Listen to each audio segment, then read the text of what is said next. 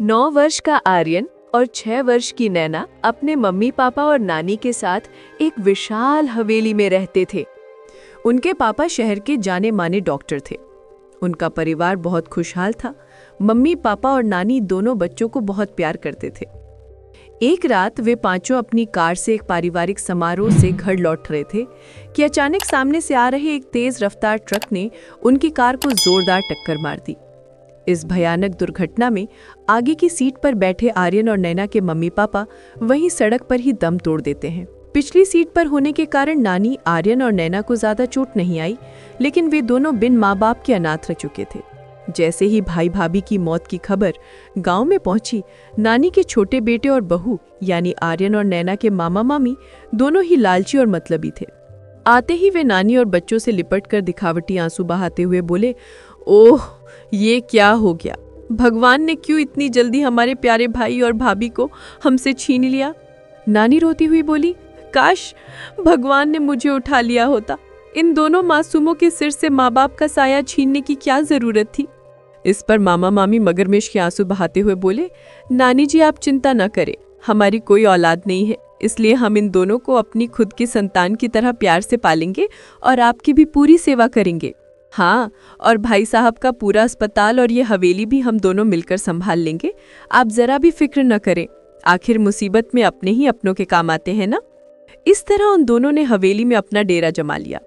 नानी उन दोनों के स्वभाव को थोड़ा बहुत जानती थी, इसलिए उनके साथ नहीं रहती थी, लेकिन अब उनके पास कोई चारा नहीं था क्योंकि उनके सिर्फ 2 बेटे थे, जिनमें से एक तो अब नहीं रहे।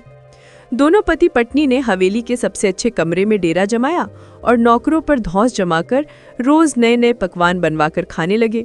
एक रात मामी ने कमरे में जाते ही फुसफुसाते हुए अपने पति यानी मामा से कहा, सुनिए जी, अब और इंतजार नहीं, उस संपत्ति के कागजात पर नानी के दस्तखत करवाइए।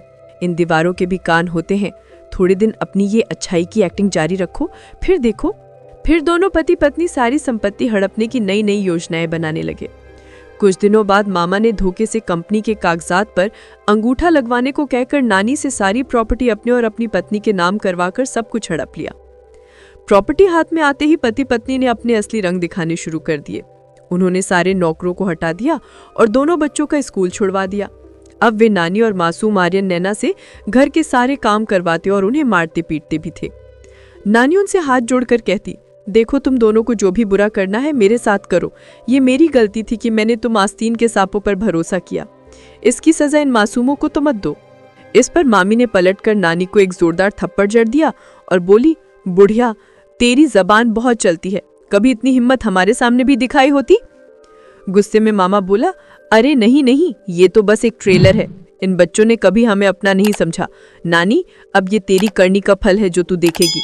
चल बुढ़िया जल्दी जल्दी हाथ चला, वरना आज तीनों को खाना भी नहीं मिलेगा। इस तरह रोज वे दोनों पति पत्नी उन तीनों को सताते रहे। बच्चे अपने मम्मी पापा को याद करके और नानी अपने बड़े बेटे बहू को याद करके छुप छुप कर रोया करते थे। कई महीने ऐसा ही चलता रहा और एक दिन नानी के हाथ पैरों में गंभीर बीमारी यानी कोढ़ निकल आई। उनके बेटे बहू ने नानी को तहखाने में बंद कर दिया और भूखी प्यासी मरने के लिए छोड़ दिया और बच्चों से सारा काम करवाने लगे। जुल्मो सितम से तंग आकर दोनों बच्चों ने एक रात मौका देखकर चुपचाप तहखाने में जाकर नानी को बाहर निकाला और वे तीनों उस हवेली से रातों रात भाग निकले। वे तीनों रात के अंधेरे में भागते भागते शहर से दूर सुबह तक किसी गांव के पास वाले सुनसान जंगल में पहुंच गए। जंगल में कहाँ जाए उन्हें कोई रास्ता नहीं सूझ रहा था। तीनों बहुत थक गए थे और नानी का प्यास से गला सूख रहा था। नानी तो वहीं लेट गई तो आर्यन और नैना पानी की तलाश में यहाँ वहां भटकने लगे। तभी नैना की नजर एक पुराने से कुएं पर पड़ी। दोनों दौड़कर कुएं के पास पहुंचे तो कुएं के बाहर उन्हें एक सुनहरी मछली पानी के लिए तड़पती नजर आई। आर्यन और नैना ने उस मछली को उठाकर कुएं के पानी में डाल दिया। तभी एक चमत्कार हुआ और उस कुएं से एक बहुत सुंदर परी प्रकट हुई। उसने बच्चों से कहा, शुक्रिया बच्चों, तुम दोनों की वजह से मुझे मेरा असली रूप वापस मिल गया। मैं पाताल की परी हूँ। बहुत वर्ष पहले मैंने यहीं पर तपस्या कर रहे एक ऋषि मुनि पर इस कुएं का जल छिड़क कर उनकी तपस्या भंग कर दी थी, जिस वजह से उन्होंने मुझे शाप देकर मछली बना दिया था। मैं तब से जल के पास होकर भी जल के लिए तड़प रही थी और आज तुम मासूम और पवित्र बच्चों की वजह से मुझे उस शाप से मुक्ति मिली है। बच्चों बताओ तुम लोग इस जंगल में क्या कर रहे हो? बच्चों ने रोते रोते सारी बात पाताल परी को बता दी, जिसे सुनकर परी को बहुत दुख हुआ।